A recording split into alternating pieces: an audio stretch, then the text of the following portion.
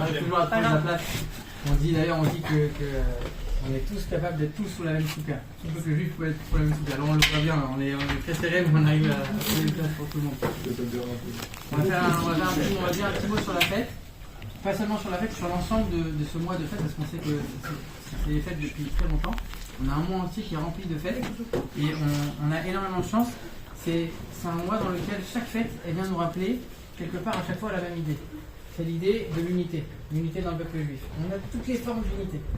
On commence avec Rosh Hashanah, où quelque part l'enseignement que nous on tire de Rosh Hashanah, c'est le fait d'aller tous ensemble à la synagogue. Et même ceux qui ne sont pas à la synagogue, on va les voir, on essaie de faire en sorte de leur sonner le shofar pour qu'eux aussi puissent réaliser la mitzvah. Et c'est quoi l'idée du shofar?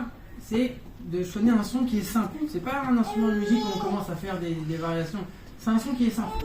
Pour montrer, c'est un seul son qui est simple et ça, quelque chose qui doit représenter absolument l'unité. Après, on a Kippour. C'est facile Kippour, on est tous ensemble à la synagogue. C'est-à-dire que c'est le seul moment de l'année où tout le monde se réveille quelque part. D'ailleurs, on dit c'est Achat Bashana, c'est une fois dans l'année. Kippour, c'est la seule fête qui dure un jour. C'est-à-dire que même quand on est en dehors d'Israël, on fait un seul jour, c'est Kippour. Et c'est une seule fois dans l'année où à l'époque du temple, il y avait le Kohen Gadol qui rentrait dans l'endroit le plus saint du monde, une seule fois par an, à un seul moment de la journée. Donc quelque part, Kippour, à chaque fois, ça représente encore cette idée de un, cette idée d'unité. Et après, on a la fête de Sukkot. Et Sukkot, c'est encore plus beau parce que quelque part, on a Rosh Hashanah, on a Kippour, et tout ça, c'est uniquement de manière un peu superficielle, de manière un peu voilée. Et quelque part, on voit qu'il y a des gens qui vont venir à la synagogue Rosh Hashanah, à Kippour, qui vont ressentir des choses, mais ça ne va pas les pénétrer, ça ne va pas rentrer en eux, à tel point qu'à Sukkot, ils ne sont plus là. On ne sait même plus s'ils savent encore c'est quoi la fête de Sukkot. C'est-à-dire que Sukkot, on est en train de faire rentrer les choses de manière beaucoup plus profonde à l'intérieur de chacun. La Souka, c'est la seule mitzvah qui nous enveloppe complètement.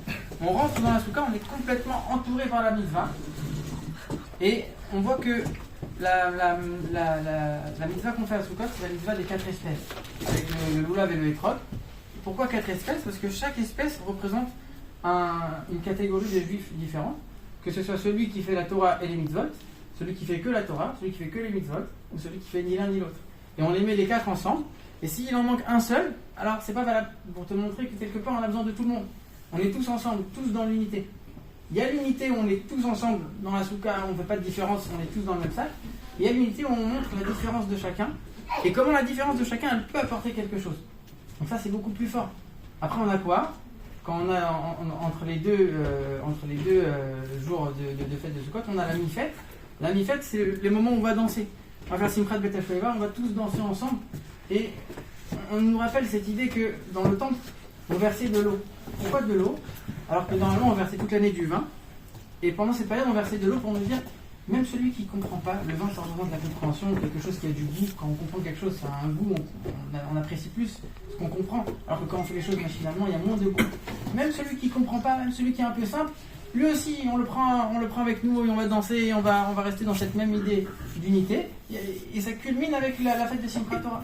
C'est quoi la fête de Simchat Torah, qui arrive bientôt? C'est une fête où on va danser avec la Torah en étant fermée. On va garder le manteau, on va surtout pas l'ouvrir. On aurait pu dire que la fête de Simchat Torah, c'est quoi? On va prendre la Torah, on va l'ouvrir, on va étudier, on va faire plein de cours. Et on va essayer de connaître un peu mieux la Torah. C'est ça la fête de la Torah. Non, surtout pas l'ouvrir. Il faut surtout pas étudier la Simchat Torah. On va prendre la Torah, on va la laisser fermée et on va danser avec les pieds.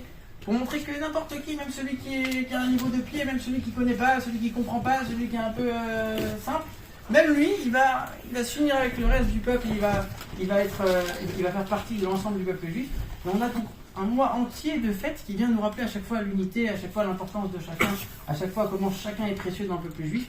Et quelque part, on sait que les enseignements qu'on prend dans chaque fête de l'année, c'est pas un enseignement qui est limité à cette période. C'est un enseignement qu'on prend pour toute l'année. C'est-à-dire que quand on va étudier un beau message sur Hanouka, c'est pas un message qui est que pour le mois de décembre. C'est un message qu'on doit appliquer pour toute l'année. De la même manière, cette idée d'unité qu'on a pendant le mois de Tishri, c'est pas quelque chose qui doit rester uniquement pour en ce moment. C'est quelque chose qu'on doit essayer de s'efforcer de continuer pendant toute l'année, de rester tous ensemble. Et voilà, vous voyez que vous avez un endroit où vous pouvez venir, qui est libre d'accès, vous avez pu le voir avec la Souka, vous êtes tous les bienvenus. Et on espère que cette année, en plus, il y a plein de nouveaux, il y a plein y a plein de bonnes ambiances qui commencent à venir, donc on est très contents. Et bienvenue à tous, Frère Saméar.